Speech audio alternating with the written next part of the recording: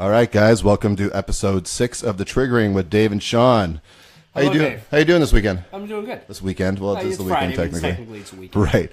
I'm actually really excited about this show. We are having our first special guest from outside of our little community coming on with us. His name is Arthur. He's an activist who goes and he does some amazing stuff. I've been following him for quite some time now, and his live videos are the best. He's the president of the Beach Cities Republicans. He's a columnist at thetownhall.com, and he's also started the We the People Rising. He's done some quite amazing things, like going to the Kevin Daly. Well, people call him Kevin De Leon. His actual real name is Kevin Leon, who goes and he's had this summit for the sanctuary cities, and he's gone and he's caused some ruckus there. He just went to the Torrance Town Hall meeting here recently and gave him some shit about how much they're spending. They're $200,000 more on buses, and he's trying to get an answer why, and none of them will give an answer, and he's giving them hell, and I love it. He also he had a bit of an interesting situation at an El Monte meeting that I'm going to have him talk to us about. But give me 1 second, guys, and we're going to bring him on. All right, Arthur, thank you for coming on with us. Can you hear us? All right, thanks for having me. I appreciate it. Yes, I hear you loud and clear. No problem. Great. Magical technology. Yes. So tell the people that are listening a little bit about yourself. So again, my name is Arthur Schaper. I was born in Torrance, raised here right in the heart of the South Bay. One fun fact I discovered recently, Bob Dornan, B1 Bob, was actually the congressman for this area in the late 70s Oh, wow. and the early 80s. So, maybe it gives you a little pathway of why someone like me is here in the South Bay today. And we have a lot of strong conservatives here who've been fighting back against the whole illegal immigration agenda. You guys mentioned Kevin De Leon, or Kevin Leon, it's good that you mentioned. We were there at his office earlier this week. For some reason, his staffers, they love secure borders, and they wanted us to leave. We insisted on staying until we at least got an answer when the office would close. And that's with We the People Rising, as you mentioned. Mm-hmm. I'm also a member of Los Angeles County for Trump. We have members in Hollywood. We have people in West Los Angeles. Jorge Muziel, very good friend of mine. Yes. He's an outstanding celebrity. Everybody loves him, recognizes him. And we've got a lot of overlap with people from West Hollywood to Upland. You mentioned Huntington Park. That's a city which appointed 2 illegal aliens to city commission. Still blows my mind. Yes, LA Times is bringing up a lot of stories about the rampant corruption, which is eating up the city. In Torrance, we've been putting pressure on the city council to pass an official resolution against Senate Bill 54. Right. And now Joseph Turner, who is well known in the fight against sanctuary states and giving taxpayer dollars to illegals for public services, he's now joining forces with me to insist on a resolution, or we're going to get a ballot measure to repeal the utility tax in Torrance and in Cudahy.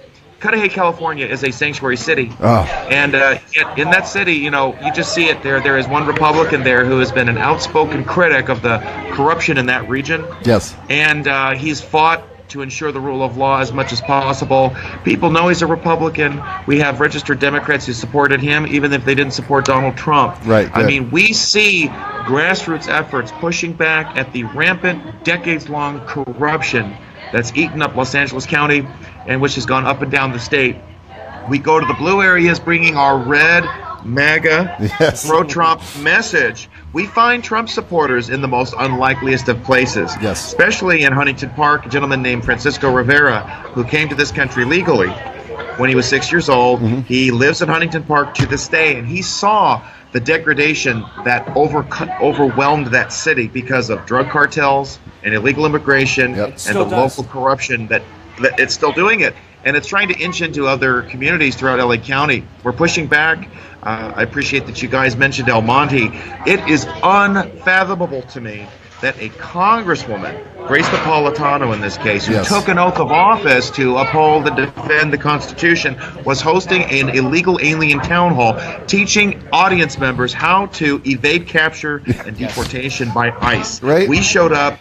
We the People Rising showed up. We were calling out this corruption. I tried to confront the mayor and said, you should be arrested for doing this. And then one creepy girl knocked the camera out of my hand, and another creepy pushed me. And then the police escort me out. Yeah, I saw that. Okay. Didn't someone take your phone too? Yes, it was stolen. My phone was stolen. The fools didn't realize that my camera was still on Facebook Live. Yeah. So we got a picture of them. Thankfully, the El Monte police officers and officials ranking above have helped me a great deal. The police chief, however, Mr. David Reynoso, lied to me on the phone saying he wasn't there, he didn't see me getting pushed. There is a picture of him right behind me. So And I put him on full blast. Good. We went to the city council meeting 2 weeks later to upbraid the rebellious, ridiculous council, specifically Mr. Andre Quintero. Yes. There is good news out of this. I had no idea how much support there was out there specifically for me. A lot of people started following me on social media. Yes. People donated money to help me get a new camera. Good. Okay, here it is. And I have a string now, so nobody can rip it away from me. Good. So, yeah, so there's been lots of great things. People just blown up. I was on the front page of my local paper. We went after Ted Lieu. This man is a pathological liar. He claims he's gotten headlines again because he wants to introduce legislation that would force Donald Trump to pay for every vacation he takes if it goes to some business or if it goes to a hotel. Arthur, he did that with Obama too, right? Yeah, he did that with all the bar. No. Oh man. And then on top of that, I've already gone after it. A friend of mine named Agnes Givney, she's an angel mom with the Remembrance Project. She pointed out in an interview, I believe, how the bill doesn't include going after congressmen or senators or any other federal officials. So this is a total political stunt. We went after Lion Ted at a town hall in Redondo Beach. We made front page news. We took the headlines away from him. That was very exciting. Yes. And a lot of people called in and emailed me and said, thank you for doing that. Ted Lieu is a disgusting disgrace. The man is quasi-communist. And well, he's allowed to work in California now since they passed that bill saying that communists can now hold jobs in California. Thank you for reminding me of that. I actually have very good news. Good. That bill barely passed in the state assembly, 41 to 39, and it's razor thin. It takes 40 to pass anything. Then a week later, I saw this on Breitbart. I cried. I was so joyful when I saw this. Rob Bonta, the assemblyman in Alameda County who pushed this thing, he pulled the bill. Oh, thank God. And he issued an apology to the South Vietnamese community in Orange County and to Vietnam veterans. My father is a Vietnam veteran. He was in the Seabees from 63 to 67. The notion that we would allow card-carrying communists to serve in our government again is beyond offensive. It's federal treason, essentially. Exactly. And so it's dead. There's good news. Even in California, people are waking up to this communistic agenda that people are fighting against. Well, that's great news. I'm glad to have you on. So you could, because as far as I knew, people that were communists were still able to get jobs. So great. So have you? You're real active local here, and I know that you're a little more statewide. Nationally, do you pay attention to what's going on with Trump and the stuff that's going on with him recently, especially this week? Absolutely, and I can just report to you now, the Democratic Party is getting, they're getting cold feet already. There is no evidence of any Russia, Comey collusion with election 2016. In fact, Steny Hoyer, the the minority whip underneath Nancy Pelosi, announced, no, let's not push for impeachment yet. They have nothing with which to call for charges of impeachment. 3 days later, still no memo. Yeah. Absolutely. Oh, and you know who one of the most vocal announcers when it comes to that there's no collusion? You know who it is? Who's that?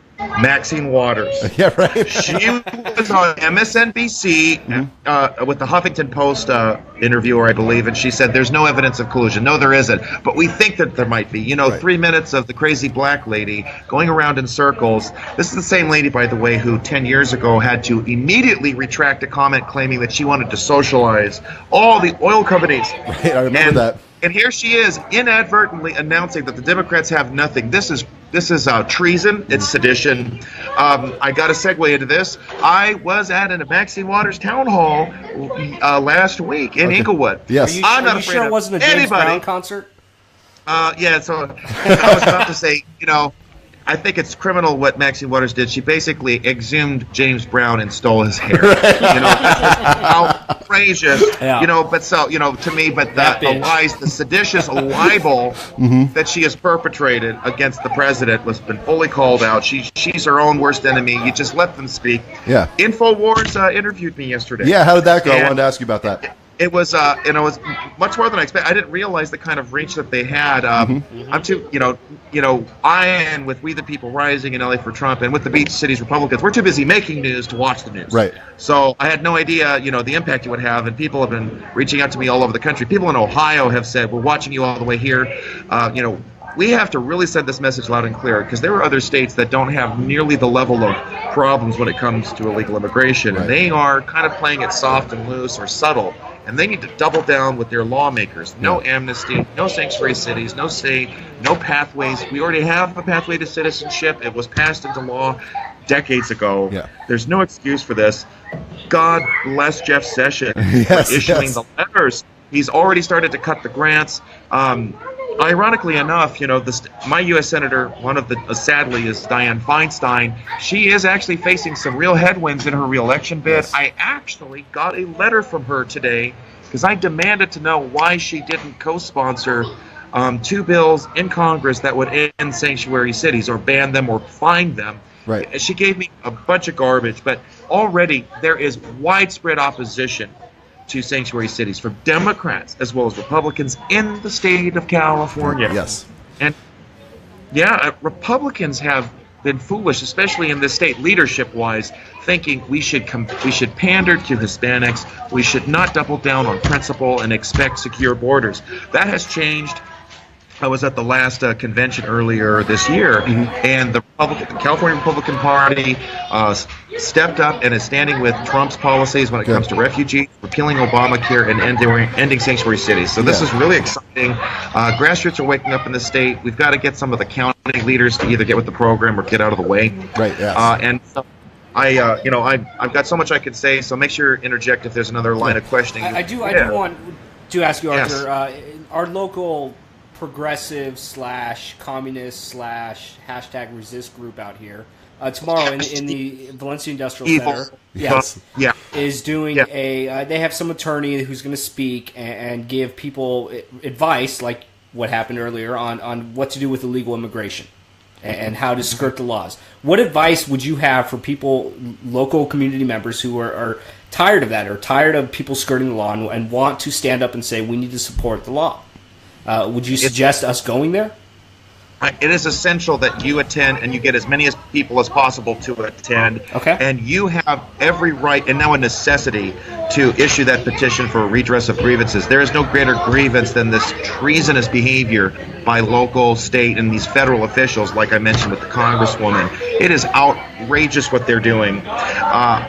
It's a very touchy subject. The media doesn't want to talk about it because it disrupts their agenda. Yeah. But there are so many Americans, so many Californians who have been so terribly impacted by illegal immigration. Yes. I had mentioned the Remembrance Project. This is a 50-state community headed by Maria Espinoza. She is the president of the Remembrance Project, based in Houston, Texas. I had the California director, Robin Vinston. She spoke at my club yesterday evening. Okay. It is devastating to talk to listen to these parents talk about losing their children to an illegal alien. Right. These crimes should not ever happen. Yes. Because those illegals should have never been. They shouldn't be here in the first place. They should have, and Exactly. And the people that I'm reading in the news on a daily basis, drunk driver has been deported 7 times. Yes. Or someone else, thief who's already been deported 16 times. Like I literally saw somebody who's deported 16 times. That's 15 times they've come back over or 17 times they've come back over the border now. And it's just ridiculous that they're able to come back every single time and basically live off of our taxpayer money. And exactly. Or there was another guy that was I forget what state he was in, but he got caught up in a robbery, and they let him out on bail, like he's going to stick around. Yeah. Like his home is in a different country. Yeah. It sounds like Oregon you're talking about. There was a corrupt federal judge who had done that, and now he's under investigation. Maybe that was so. Yeah. That's probably what it was. So Robin Vinston, she's definitely somebody you want to get in touch with. WeThePeopleRising.com. That's the name of the website where you can find all the information. We have contacts in Santa Clarita. I know you guys have I'm glad you guys have a Republican congressman named Steve Knight. Oh, yeah. But it doesn't matter if they're Republican or Democrat. We have to keep them accountable. In fact, in a sense, you have an easier job because stepping on him and keeping in line. I have friends of mine, and they were not too happy with him when he voted to continue funding the government in 2015. I don't know if you remember the video, but he said to my friend Mike McGettrick, "If you touch me again, I'll drop your ass." Yes, I remember that. I definitely remember that. Don't touch me. Okay. The bottom line is, Steve Knight, he says we should have a special prosecutor.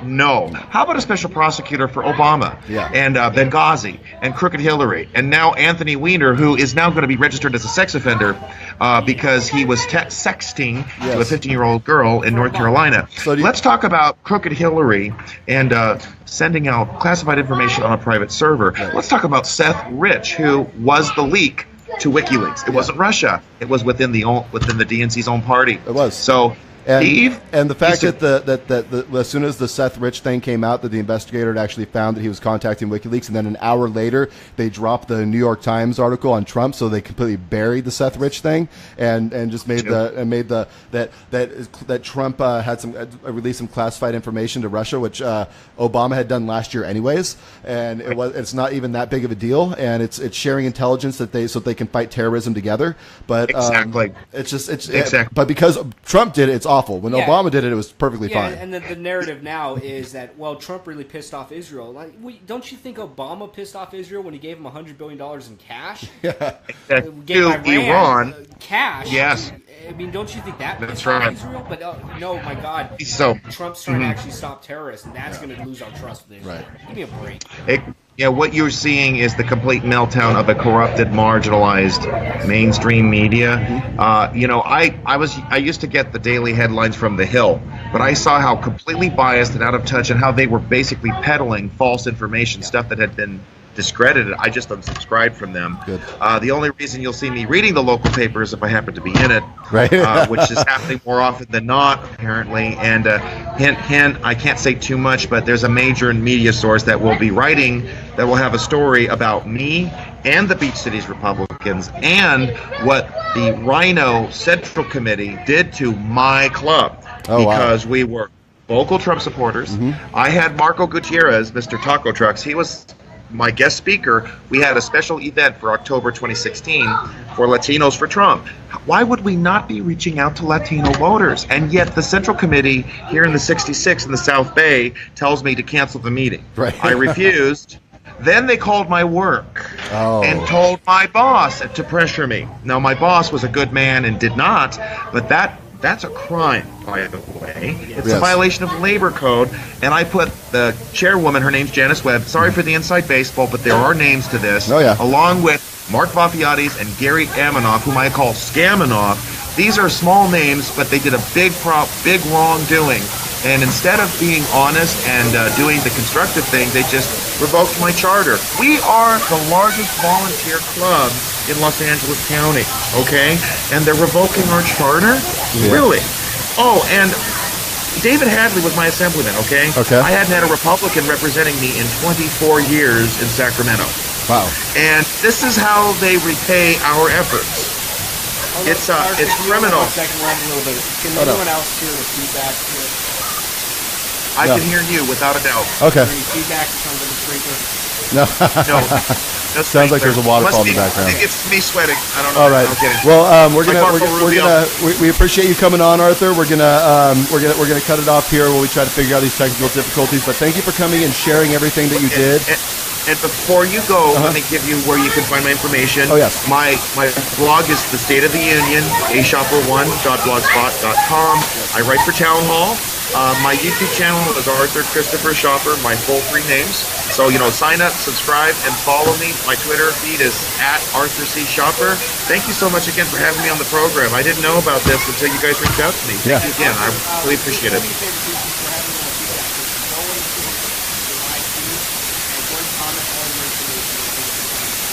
Yes, please. Live feed on the Triggering with Dave and Sean Facebook page. On your Facebook page, I'll do that right now. All right. I am. Thank you very much, Arthur. Thank you very much, Arthur. You have a great day. Thank you. Bye-bye. Yeah. All right, guys. We are going to figure out what the technical difficulties are, and right. All right. We will be back in a little bit with the second half of the show. Thank you very much.